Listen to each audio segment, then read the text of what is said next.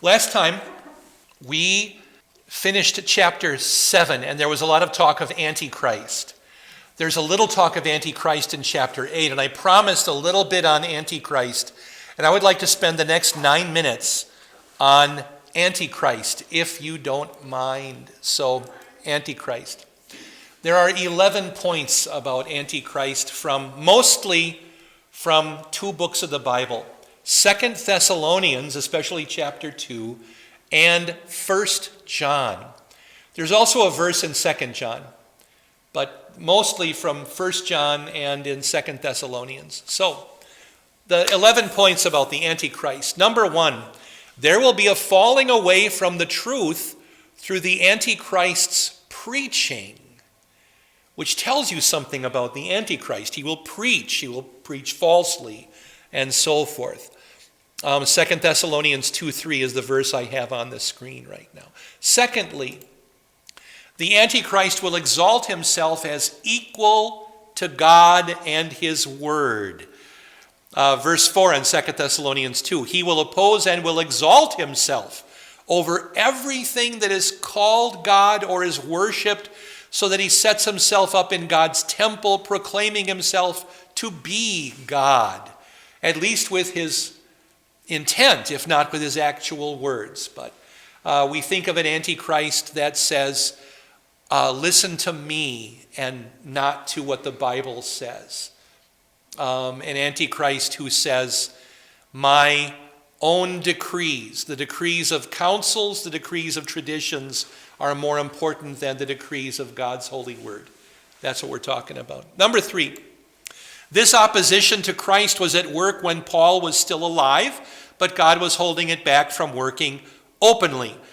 You can imagine, although the spirit of the Antichrist was spooking around, even among the 11 apostles, there was, in general, an acknowledgement that Paul is on a par with us.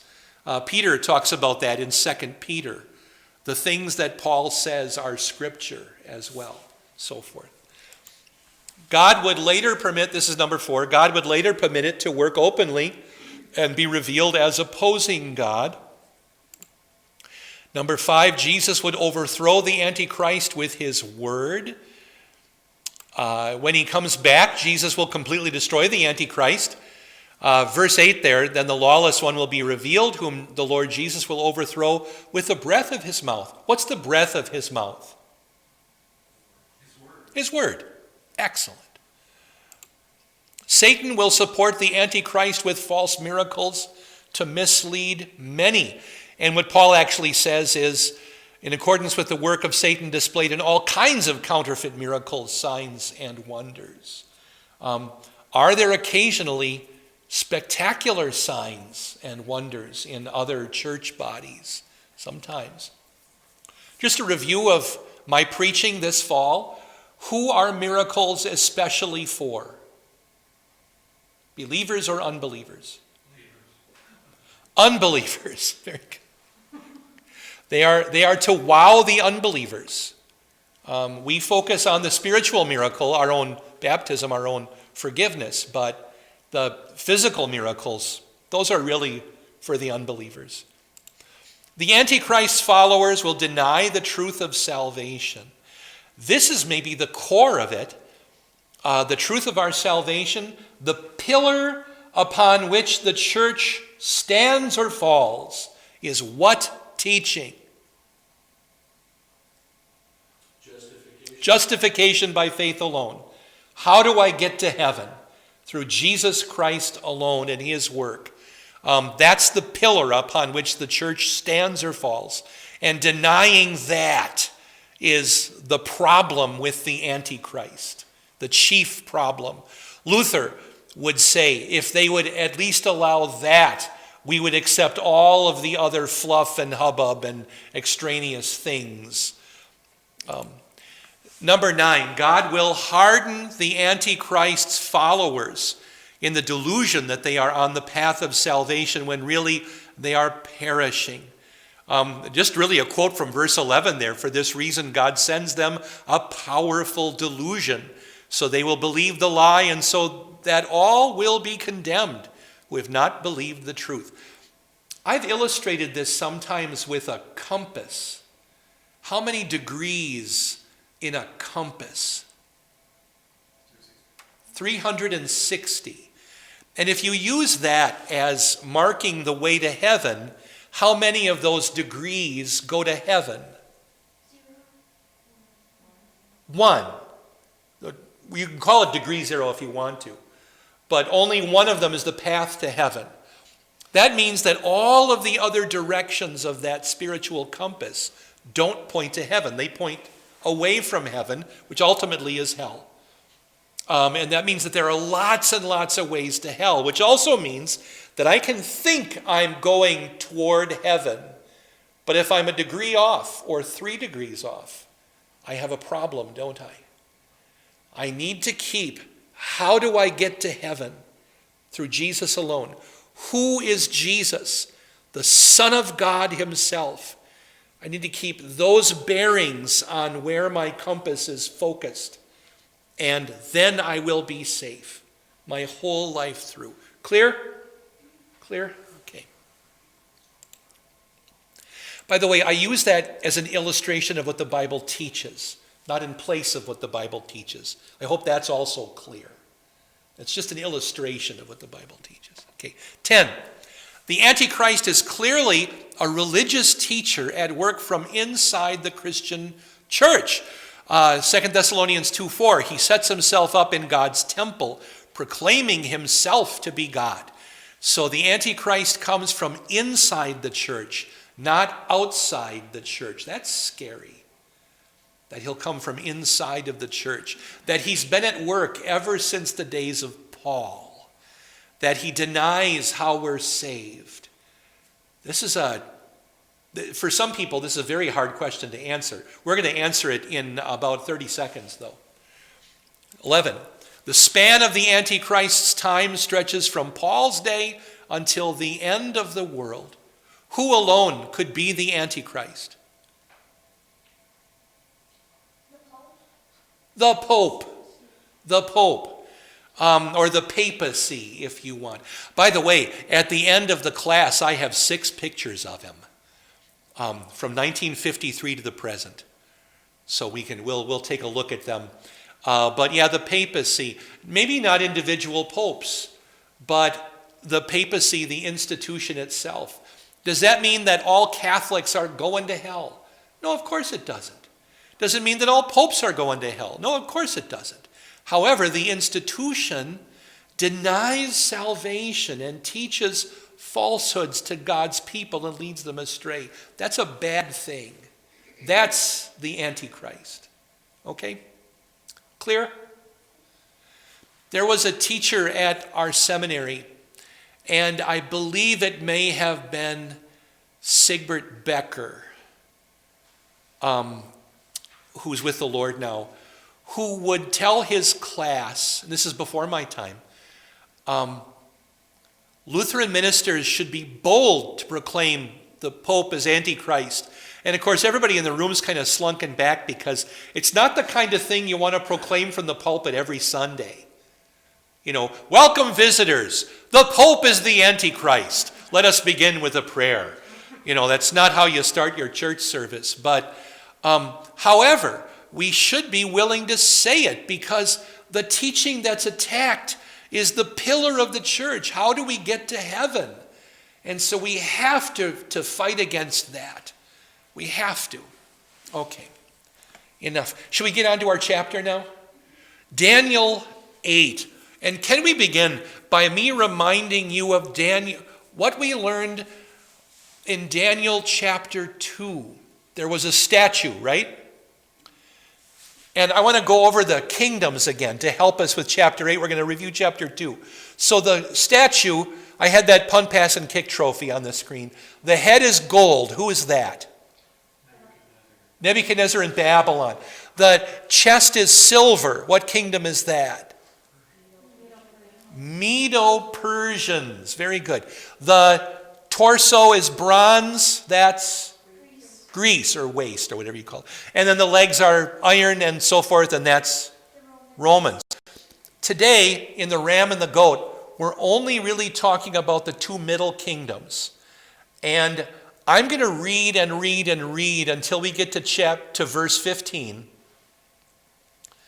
Because if I'm reading and explaining this to you, and then the angel Gabriel shows up in the room and says, I'm going to explain this to you, would you rather listen to Gabriel or me?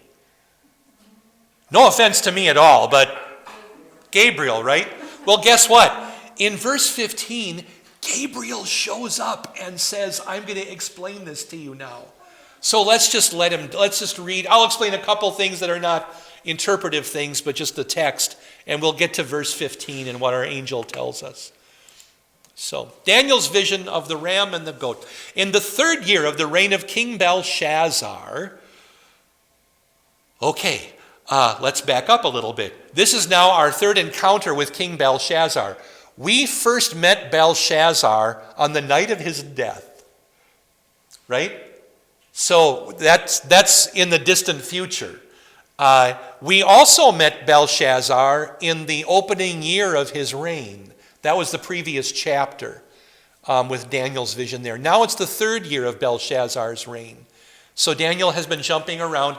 By the way, I, as a pastor, breathe a sigh of relief with chapter 8 because what just happened to the text of Daniel? It switched back to Hebrew. Yeah, it's been Aramaic now since chapter 2.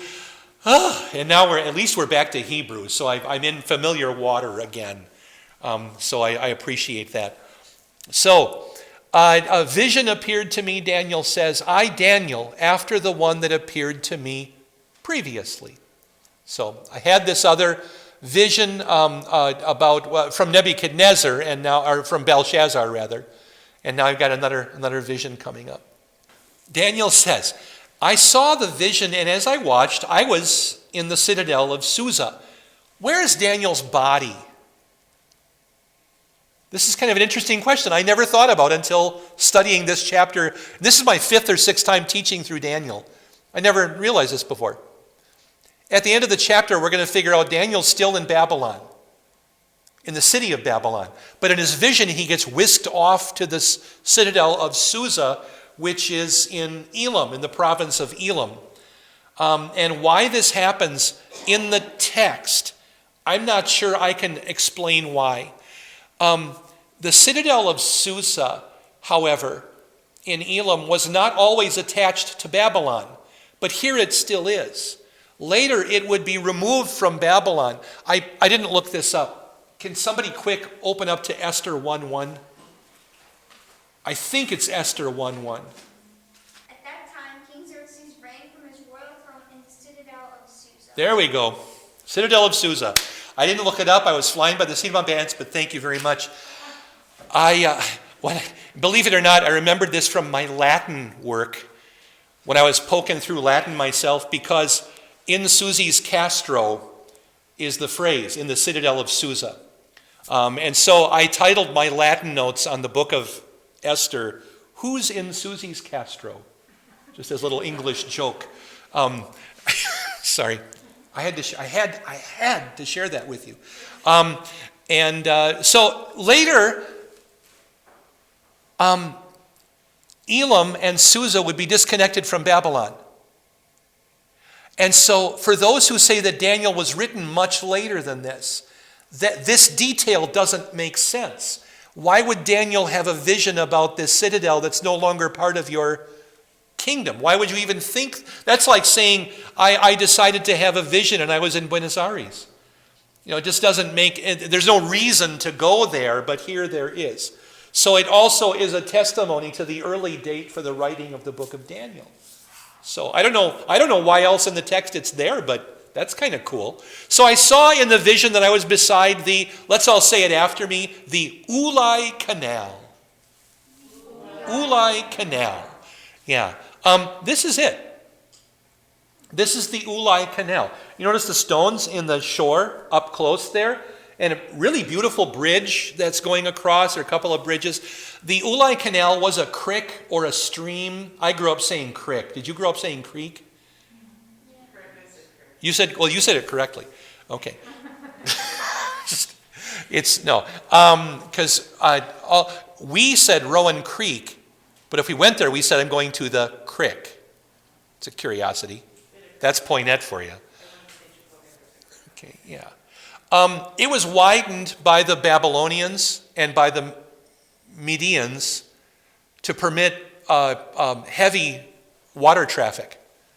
That's why it's called a canal here, because it was widened by human hands. But it was really an old stream that just kind of got dredged so they could haul boats up and down it, probably pulled by donkeys.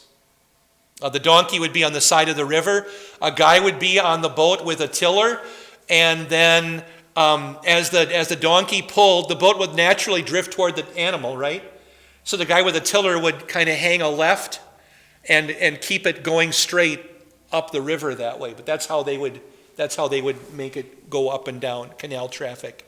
So that's where Daniel is. I looked up, and right there in front of me, I saw a ram standing beside the canal. He had 2 horns. The 2 horns were large. One, and by the way, I have this is a mountain sheep, common to this part of the world, but I don't know if it would have been this kind of a sheep or the kind of sheep I used to milk. I was a shepherd for sheep and goats, and I don't think of an American sheep. I don't think that's what he sees. I think the mountain sheep is what he saw, probably. One, however, was larger than the other, but the larger one had grown up later. So one horn and then a bigger horn that grew up a little bit later. And I think there we have the kingdom of the Medes and the Persians. So the Persian horn grows up a little bit later. It's a newer kingdom, but it grows bigger. I think that's where we're going. And Gabriel's going to help us with this in a little while anyway. I saw the ram. Oh, may as well see the whole animation. I saw the ram pushing toward the west, north, and south, and no beast was able to stand in his way. Nothing could rescue anyone from his power. So he did as he pleased and made himself great. So this is the king of Persia, right? So Belshazzar is about to die, and this king, remember who he was? The king of Persia who comes in? We heard his name last, Darius, yeah.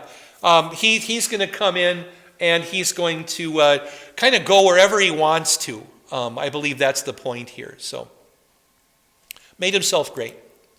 As I was thinking about this, I saw a male goat coming from the west.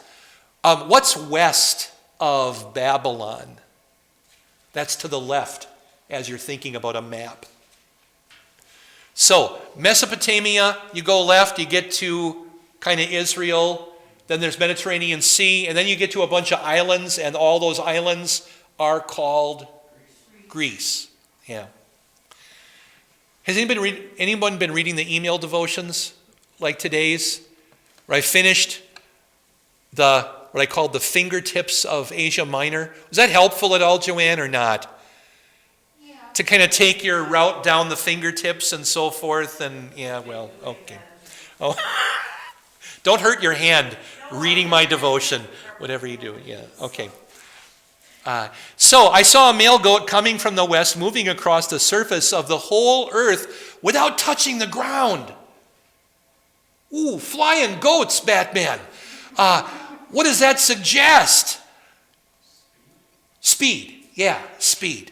Like in our terms, we wouldn't think of a goat not touching the ground as being, we would think of what not touching the ground as being fast? In our culture? Airplane.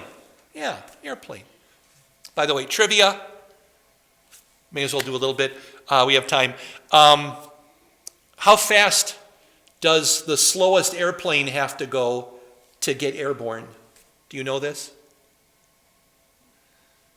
Wright brothers, World War I, biplanes, triplanes. How fast did they have to go to get airborne? Any idea? 60 miles an hour. 60 miles, about 60. Which was, at the time, about as fast as you could go on land. You know, they made some really good race cars before World War I that could go like in the Le Mans tournament, they could go 80, maybe 100. But an airplane carriage, 60 was doing pretty good for all that bulky wobbliness and everything. And that's about how fast they'd have to go. And that's how fast they did go. So it's about what you could get. But this goat, running around all on his own. And I'm glad it wasn't a reindeer that's flying here. But the goat had a conspicuous horn between his eyes. Most goats don't have a single horn, but this one did. All the goats I milked had 2 horns, and they were terrifying. Goats, you know what it's like to be walking out on the farm and nobody's home, and I have to be there to milk in the morning, and out of the fog come walking creatures on their hind legs with horns, and they start going, "Ah!" at me. I know where everyone's nightmares begin. It begins with milking goats. And you know why they walk on their hind legs? To eat the pine needles of the lowest branches. They eat up as far as they can get. They eat all the cruddy stuff, and then they go to the good grass eventually. They're wonderful lawnmowers, but they eat everything else, the thistles and stuff first, and then they get to the grass. And they leave the dandelions till last, because the dandelions are the sweetest, most healthy thing in your lawn. Absolutely. Every part of the dandelion is good for you and is edible and healthy. Yeah. Let's keep going. But if you're going to eat the flower in the spring when it's still sweet, it gets bitter later on. Yeah. Okay.